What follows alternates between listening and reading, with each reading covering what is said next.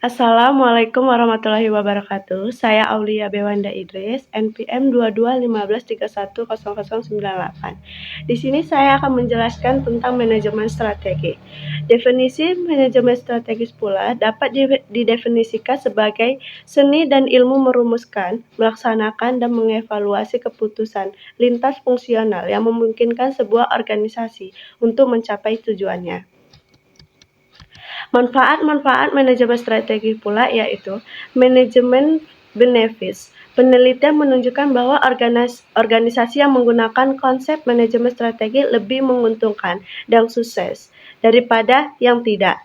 Bisnis yang menggunakan konsep manajemen strategi menunjukkan peningkatan yang signifikan dalam penjualan, profitabilitas, dan produktivitas dibandingkan dengan perusahaan tanpa kegiatan perencanaan yang sistematis.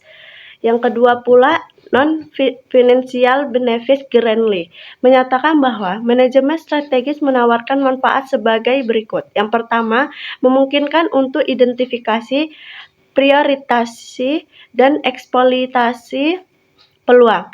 Yang kedua itu memberikan pandangan objektif masalah manajemen. Yang ketiga merupakan kerangka kerja untuk meningkatkan koordinasi dan pengendalian kegiatan.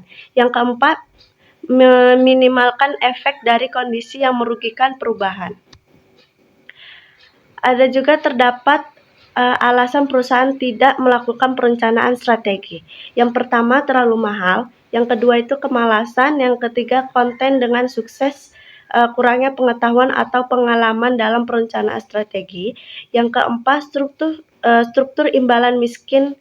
Yang kelima, terutama jika sebuah perusahaan adalah sukses, individu mungkin merasa tidak perlu untuk merencanakan karena segala sesuatu yang baik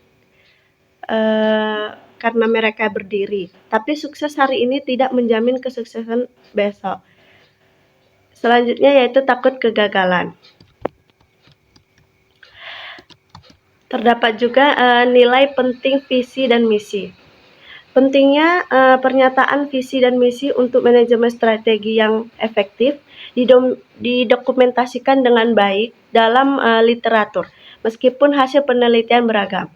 Yang pertama, untuk memastikan suara bulat tujuan dalam organisasi. Yang kedua, untuk memberikan dasar atau standar untuk mengalokasikan sumber daya organisasi. Yang ketiga, untuk membangun nada umum atau iklim organisasi. Yang keempat, untuk berfungsi sebagai titik fokus bagi individu untuk mengidentifikasikan dengan tujuan organisasi dan arahan, dan untuk mencegah mereka yang tidak dapat berpartisipasi lebih jauh dalam kegiatan organisasi.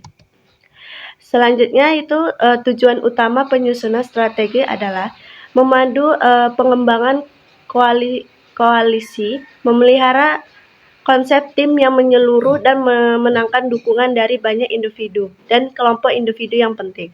Dengan tidak adanya saat analisis yang objektif, keputusan strategi didasarkan pada keadaan politik saat itu.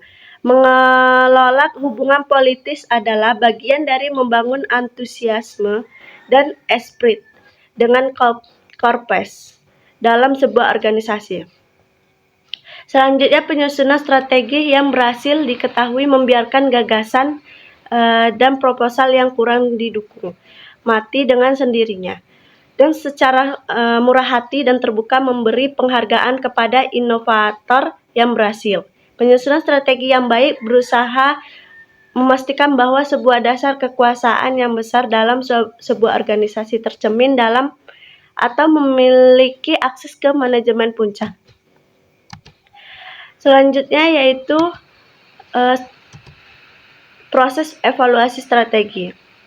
Evaluasi strategi harus menginisiasi pernyataan manajerial tentang ekspektasi dan asumsi, harus memicu tinjauan terhadap sasaran dan nilai, dan harus memstimulus kreativitas dalam menghasilkan alternatif dan memformalisasikan kriteria pada evaluasi. Evaluasi strategi juga sebaiknya dilakukan secara berkelanjutan, pertimbangkan melakukan periodikal. Itu saja yang dapat saya sampaikan, jika ada yang kurang saya mohon maaf. Assalamualaikum warahmatullahi wabarakatuh.